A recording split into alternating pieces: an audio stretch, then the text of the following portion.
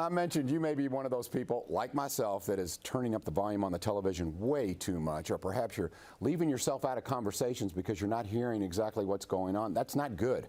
You may need Louisville Family Audiology. With me now is Dr. Abigail Sweeney. Dr. Sweeney, thank you for coming in. Absolutely. Thank you for having me. Let's talk a little bit about the red flags, you know, the signs, the symptoms that someone may need to come see you. Yeah, absolutely. So a lot of the things that patients will report to me are, you know, Dr. Sweeney, I feel like I can hear people talking, but I just can't quite understand what they're saying.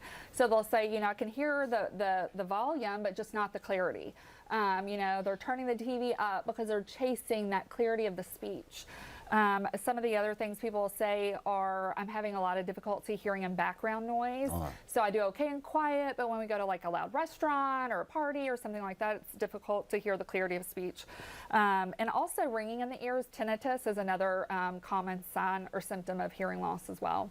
I'm interested in what you have to say as far as, Dr. Sweeney, you're an audiologist, but I read all of these, and I don't understand them to the level you would, but all these studies about how cognitive is so connected to your hearing and things like dementia, because I guess the processing of your brain when you don't hear well, it can affect you. Talk a little bit about the seriousness of doing something about it. Absolutely. Yeah. It's actually the thing that I'm most passionate about, because at Louisville Family Audiology, our motto is the hearing healthcare your brain needs with the compassion you deserve. So it's something that we talk to our patients about all the time. Hearing loss is actually the #1 modifiable risk factor for cognitive decline.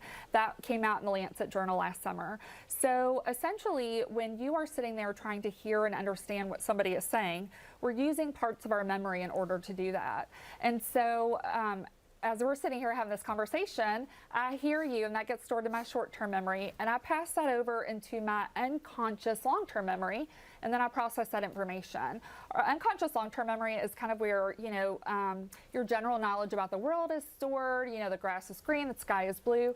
So, and then also the context of the conversation. So it goes to my short-term memory, and then it passes over to my long-term memory, that unconscious long-term memory though, and I process it immediately because it makes sense.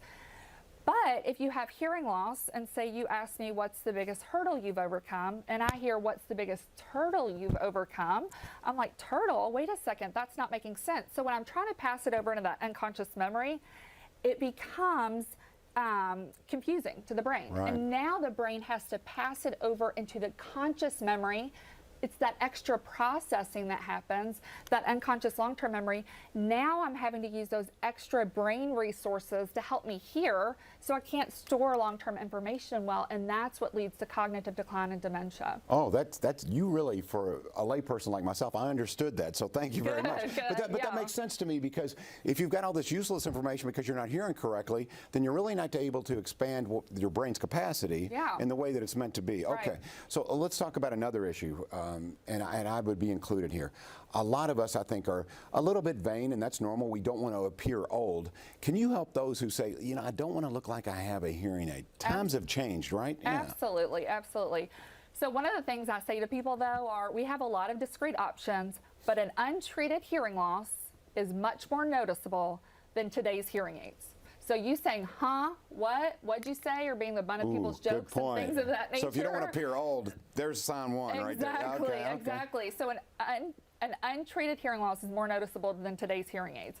So we have a lot of options that are very discreet and even invisible. At Louisville Family Audiology, we offer a product called Lyric. Lyric is kind of like a contact lens for the ear.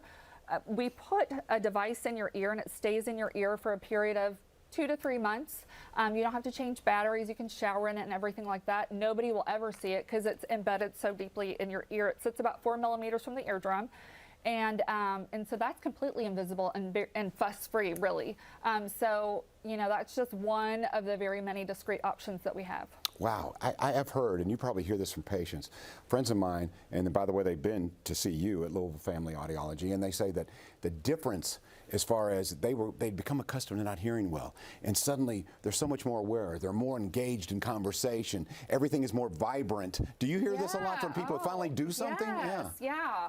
I love it. My patients come back and they tell me, oh my gosh, this is so awesome. Like, I can't believe all that I was missing out on, right? Because you don't know what you don't know. So Right.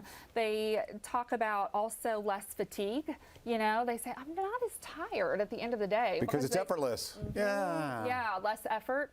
And just overall, the enjoyment of being able to sit there and have conversations without asking huh or what, or sometimes just sitting back and acting like they heard when they really didn't. I find myself guilty there. Some of these signs, you know, I think because of doing radio for so long with headphones on, I probably have an issue. So let's talk about what we're looking at now. What is the process of checking for hearing loss? How long will it take someone? How much time should they plan for? So for an initial consultation, really the hearing test itself isn't very long at all. We spend more time counseling than we actually do testing. So the initial consultation is just 30 minutes where we will do a comprehensive hearing evaluation on our patients. And then if you do want to talk about hearing instruments, that's an additional hour-long appointment. Usually we schedule patients back because sometimes patients come in thinking they might have a hearing loss when they don't really have a hearing loss that needs treated quite yet. Yeah, that would be good news. Yeah. So now let's talk about the next issue or challenge for some folks. Everyone's on a budget. So can we talk, I know that you were open to talking about cost, which I like. Yeah. So let's talk a little bit about cost. So, you know, we have hearing instruments that are very affordable and we have hearing instruments that are very expensive. What I tell people are, you absolutely, when it comes to hearing health care, you get what you pay for. A lot of times patients will come into me and they'll say, oh, I don't need the Mercedes, I just need the Kia, which as an audiologist, we hate when people compare hearing health care devices because it's a sensitive health care device that's treating your ear-brain connection. We hate when people compare it to modes of transportation. But what I tell people is I say, you know what? Okay, let's back up. If you want to talk about modes of transportation, let's talk about skateboard, bicycle, car. Okay, they're all modes of transportation. I can go to work in St. Matthews, you know, on a skateboard, but it is going to take me a lot longer, and my body's going to have to work a lot harder.